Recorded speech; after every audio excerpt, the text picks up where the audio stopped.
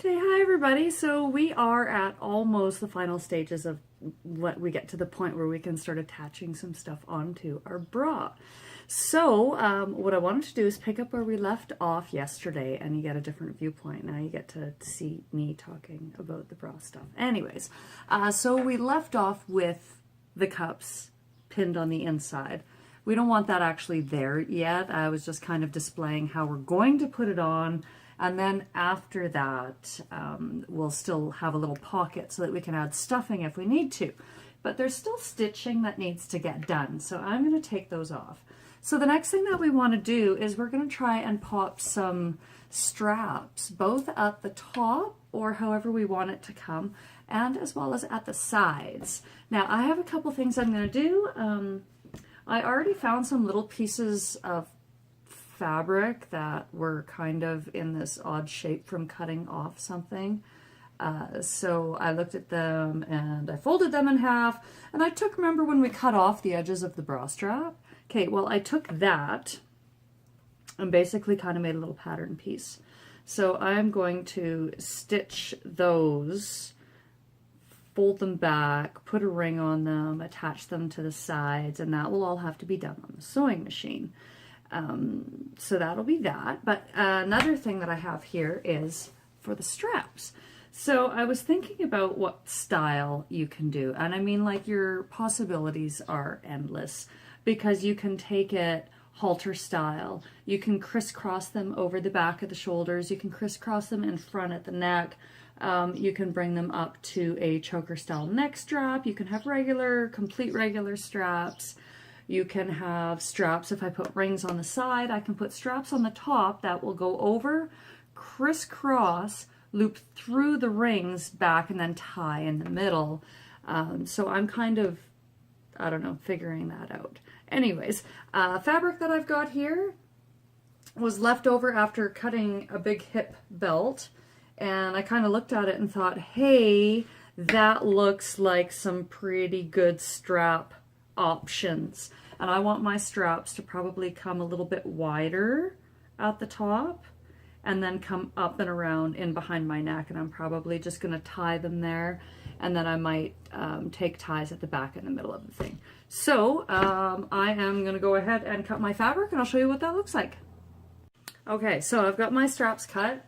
I just did some nice long skinny pieces, and they're a little bit tapered because I want them wider here and then to come down skinnier at the back. And what I did is, instead of having just one single length, I've actually got two pieces per strap that I am going to use here for the fabric. And that's mainly because it'll be a little bit more stable. It won't pull and become overstretched too soon. And quick note on why I chose to go with a different fabric. You're going, oh well, but Crystal, you used a beautiful little soft velvety thing to cover this, and now for the straps I'm just using this straight up. It's a two-way stretch black knit. Doesn't matter which way I pull it, it's going to have some give, it's going to have some stretch, which is really comfortable for dancing in. So the other thing to note is, whenever you have something with a texture on it and it's on a neck strap or a back strap and you're constantly moving around, there's the potential that you're going to wear off the nap that's on it, the nap being the fuzziness of it.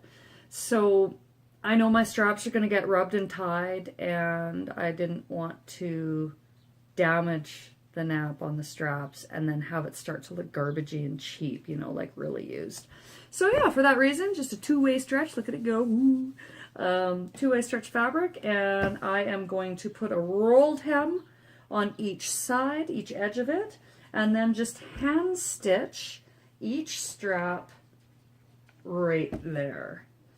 And then I'm also going to take these pieces here, and I'm going to row one piece of stitching along there, turn it inside out so that you can't see that from the outside, and then I will envelope this into the center and probably end up rolling it underneath and then stitching it down.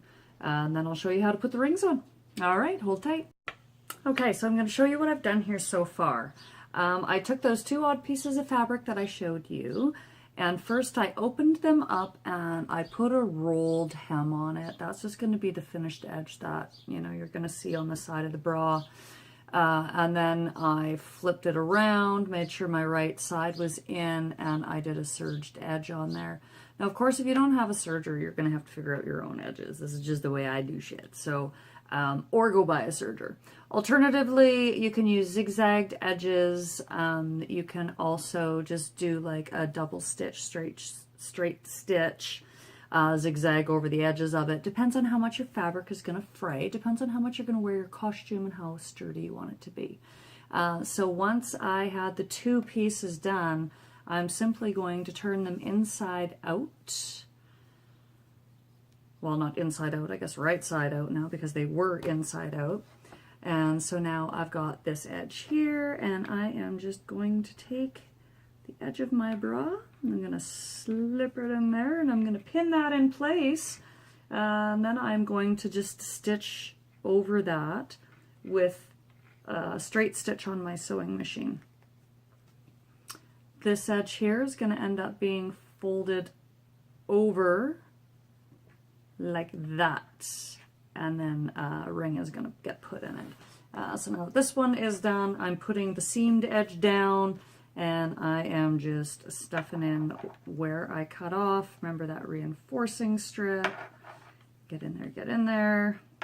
Make sure top is at the top, bottom's at the bottom. Give it a pin. Wunderbar. Okay. Now I'm probably going to do this part first, then I'm going to stitch the rings on. And again, the rings, they're just metal rings about this big. I've got to dig them out of my stuff though to get them for you. And then I will fold those back, probably make another tie, and then we can put it on the mannequin and figure out where we want to put the straps. Because right now I'm thinking I'd like them to be fairly wide. Now, because there's this big bulge of stuff up here, possibly the end of a wire, maybe the base of your stitching or from the strap. So I don't know, that's going to be hand stitched, but I don't know like if I want it to be super wide or if I would rather scrunch it up and then do it. I think I'm going to probably go super wide because it'll form this really cool triangle kind of shape coming in here and give me a little bit more cleavage because I don't have very much. All right, onward ho. Okay, so I have attached one strap onto the bra. I have also attached on the side. I was looking for metal rings. I didn't have any. I had black plastic triangles. So whatever. All I did was folded the edge of it over, did a little straight stitch, and all you see on the outside is one. You can also see here where I've attached the side pieces. So I've got one strap, two sides, and we're going to do the other one. So with these side pieces, I did use the machine, just a straight up sewing machine and straight stitches to attach them. And then now for the straps, you want to make sure that the right side of your rolled hem is facing outwards, the bad side is inwards. I've already double threaded my needle and knotted it at the end, and I want to make sure I bring the strap right close to the edge of my bra. And then here I am just going to start a very, very, very simple loop and stitch. Very nice and easy. And I am just going to do this all the way across. And of course you want to make sure that you get enough of the bra fabric that it's actually attaching the strap and not just the velvet that you attached onto it. And we also don't want to go all the way through to the front. Yes, we can cover it up a little bit if we make a little boo-boo here or there, so don't worry about it too much. But we don't want to have a whole bunch of stitch marks on the front side of the bra. So at this point, we'll just kind of pause. Actually, maybe I'll just speed this part of the video up.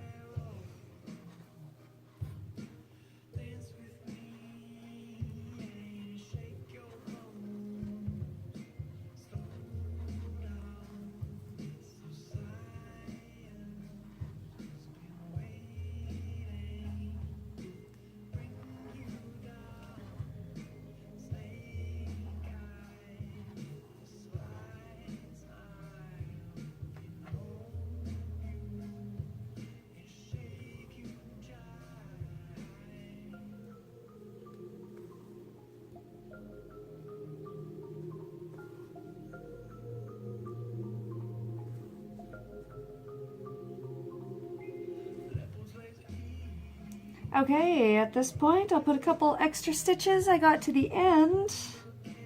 Yay, go team! And really, this is kind of the final step here before we're able to start decorating. And at that point, I usually hang the bra on my mannequin and I just start kind of draping stuff, looking at stuff, or I lay it on the floor. You want to kind of pull out everything that you've got and start looking at things that attract you the most. It'll change every day, so really you got to do as much of the picking out as you can, or have an idea in your mind already on what you would like to do for decorating. But until I go to put my final pads on the inside, you'll see the inside of the bra is still quite crude, but hey, we've got a bra that has straps.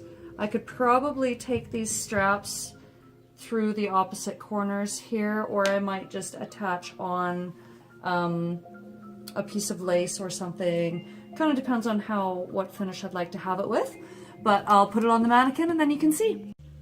Alright, so I've taken the bra and I've put it on the mannequin, and you can see here, very basic halter style. Let's have a look at the back. So those straps I talk about, I just crisscross them there for now. You know, I might also crisscross them in the front and bring them across this way, because that's kind of a hot look I've been rocking. And it is eventually going with this big giant full black velvet skirt.